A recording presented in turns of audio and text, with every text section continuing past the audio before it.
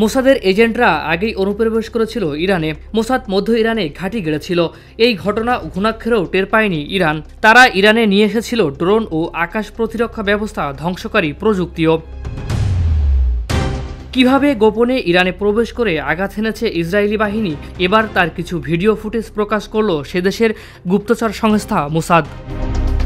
তাতে দেখা গিয়েছে গত শুক্রবার বেঞ্জামিন নেতানিয়াহু সরকারের বিমান হানার আগে কিভাবে তার পথ প্রশস্ত করেছে মোসাদ। ভিডিওতে দেখা গিয়েছে ইরানে মিসাইল লঞ্চার লক্ষ্য করে ড্রোন হামলা চালাচ্ছে ইসরায়েলি বাহিনী। ইসরায়েলের সামরিক অফিসারদের উদ্ধৃত করে সংবাদ সংস্থা সিএনএনের রিপোর্টে বলা হয়েছে, ইরানের আকাশ প্রতিরক্ষা ব্যবস্থা নিষ্ক্রিয় করতে সেখানে আগে থেকেই ড্রোন ঘাঁটি তৈরি করেছে মোসাদ বাহিনী। দ্য টাইমস অফ ইসরায়েলের প্রতিবেদনে জানানো হয়েছে, মোসাদের এজেন্টরা অনেকদিন আগেই অনুপ্রবেশ করেছিলেন ইরানে। মধ্য ইরানে পৌঁছে ঘাঁটি গেড়েছিলেন। নিয়ে আসা হয়েছিল ড্রোন, আকাশ প্রতিরক্ষা ব্যবস্থা ধ্বংসকারী প্রযুক্তি।